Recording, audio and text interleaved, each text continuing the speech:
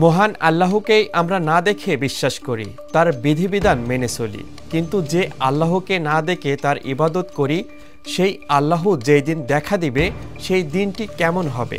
বিস্তারিত থাকছে ডেস্ক রিপোর্টে। হাসরের ময়দানে সব হিসাব শেষ হওয়ার পর বিশ্বাসীদের মহান আল্লাহ তাআলা জায়গা দিবেন জান্নাতে। সেই জান্নাত হবে পরম শান্তি ও নিয়ামতের জায়গা, যেখানে মানুষের কোনো ইচ্ছায় অপূর্ণ থাকবে না। জান্নাতের মাটি হবে মেসওয়াকের গন্ধ বিশিষ্ট। সেখানে মুমিনদের জন্য যে ঘর বানানো হবে তার ইট হবে স্বর্ণ এবং রূপার তৈরি। এছাড়াও জান্নাতের রাস্তাগুলো হবে মুক্তার তৈরি, আর ঘাস হবে জাফরানের। সেখানে কারোর বয়স বাড়বে না। কোনো কোনো বর্ণনায় আছে জান্নাতের পুরুষদের বয়স হবে 30 অথবা 33, আর তাদের উচ্চতা হবে আদম আলাইহিস সালামের মতো। অন্যদিকে জান্নাতের নারীদের সৌন্দর্য হবে অকল্পনীয়। হাদিসে বর্ণনা আছে যখন কোনো ব্যক্তি জান্নাতে তার স্ত্রীর দিকে তাকাবে তখন তার সৌন্দর্য দেখে মুগ্ধ হয়ে তার দিকে তাকিয়ে থাকবে 40 বছর। আল্লাহর এত সব নিয়ামত আর সুখের মাঝেও একটি জিনিস তখনও বাকি থাকবে।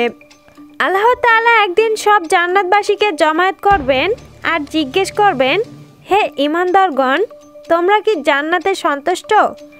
আর কি চাও বলো।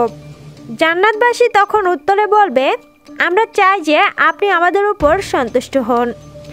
আল্লাহ তাআলা বলবেন, আমি তোমাদের উপর সন্তুষ্ট, আর তাই তোমাদের আমি জান্নাত দান করেছি। এরপর আল্লাহ বলবেন, আমি তোমাদের একটা ওয়াদা করেছিলাম, সেই ওয়াদাটা পালন করা এখনও বাকি রয়েছে। মানুষ তখন অবাক হবেন আর নিজেদের মাঝে গুঞ্জন সৃষ্টি করতে থাকবে যে কি সেই ওয়াদা। আল্লাহ তো আমাদের সৎ কাজের প্রতিদান দিয়েছেন, আমাদের মন্দ কাজগুলো ক্ষমা করে দিয়েছেন, তার রহমত গুণে আমাদের জান্নাতে প্রবেশ করিয়েছেন। আর কি বাকি থাকতে পারে? এমন সময় জান্নাতের চারদিক ছড়িয়ে যাবে আলোতে। স্বয়ং আল্লাহ সেই জমায়েতে উপস্থিত হবেন আর বলবেন, কারা সেই ব্যক্তি যারা আমাকে কখনো দেখেনি কিন্তু তবুও বিশ্বাস করেছে আমাকে? আজকে হচ্ছে বৃক্ষের দিন, তোমরা যা চাও তাই দেওয়া হবে। তখন জান্নাতবাসী বলবে, হে আল্লাহ তাআলা, আমরা আপনাকে দেখতে চাই। আল্লাহ তাআলা সেই জামায়াতে উপস্থিত থাকলেও তার ও জান্নাতবাসীর মধ্যে থাকবে নূরের পর্দা।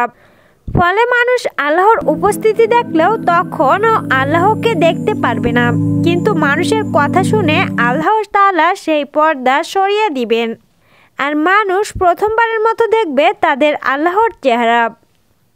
আল্লাহ পাক আমাদের সকলকে ক্ষমা করুন এবং জান্নাত নসিব করুন। সঙ্গে আছে তিশা সজাগ বার্তা, ডেস্ক নিউজ।